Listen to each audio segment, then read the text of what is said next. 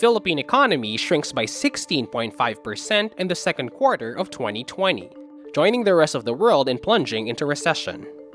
The Philippine Statistics Authority says Thursday, August 6, the contraction of the country's gross domestic product, or GDP, in the second quarter is the sharpest drop ever on record.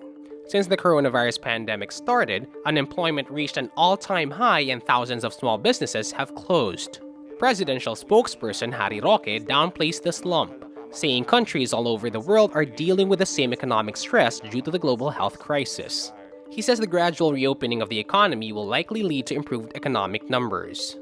Roque adds, the decline in the economy is a sign that Congress needs to pass two of President Duterte's priority bills: the Bayanihan to Recover as One Law, or Bayanihan 2, and the Corporate Recovery and Tax Incentives for Enterprises, or CREATE Act. The Philippines overtakes Indonesia as the Southeast Asian nation with the most number of coronavirus infections as of Thursday, August 6.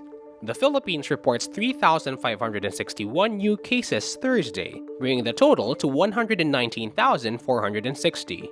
On the same day, Indonesia reports 1,882 new cases, bringing its total to 118,753, according to the Jakarta Post.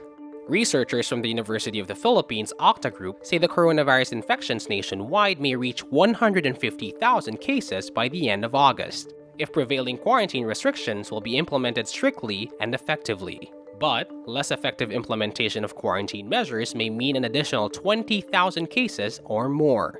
Meantime, the Makati City government is set to pioneer the country's pooled testing initiative using the reverse transcription polymerase chain reaction, or RT-PCR test, for the coronavirus on August 15. Select groups of people or communities will be swabbed, and their specimens would be processed at the same time. Philippine Health Insurance Corporation, or PhilHealth, Vice President for Operations Augustus de Villa resigns from his post Thursday, August 6, amid the ongoing probe into corruption allegations at the state agency. De Villa announces his resignation in a memorandum to the PhilHealth board, through PhilHealth Vice Chairman, President, and CEO Ricardo Morales. Morales says De Villa cited personal reasons for his resignation. De Villa, meantime, made it clear he will cooperate in the congressional probes into PhilHealth. He is among the senior officials accused of corruption at the state health insurer. PhilHealth, meantime, denies Thursday allegations that its senior officials pocketed 15 billion pesos worth of funds. In a statement, it counters the claims against its officials made by resigned anti-fraud officer Thorson Montes Keith. It says Keith was hired as a job order contractor and has no position to discuss the office matters, being in the corporation for only 9 months. Actors group AKTOR, League of Filipino Actors, releases a video showing support for the country's mental health workers. In the video, actors led by Piolo Pascual, Marian Rivera, Dingdong Dantes, Angel Locsin, Iza Calzado, and Jody Santa Maria express their gratitude to medical workers who continue to do their duty despite the risk, fatigue, and exhaustion. Sa mga salita, higit sa titulo, harapan ka para sa pagpupugay at pag-aalaga. At ipaglalaban namin ang nararapat sa iyo. At ituturing ka naming bayan. Pero hindi magdit. Pero ngayon, bago ka umalis sa trabaho, Sana'y alam mo.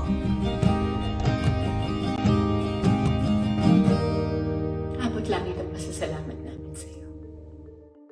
The video was released days after President Rodrigo Duterte lashed out at frontliners after they wrote a public letter over their concerns as COVID-19 cases continued to spike in Metro Manila. The groups later issued a statement to remind Duterte that COVID-19, and not the medical community, is the enemy.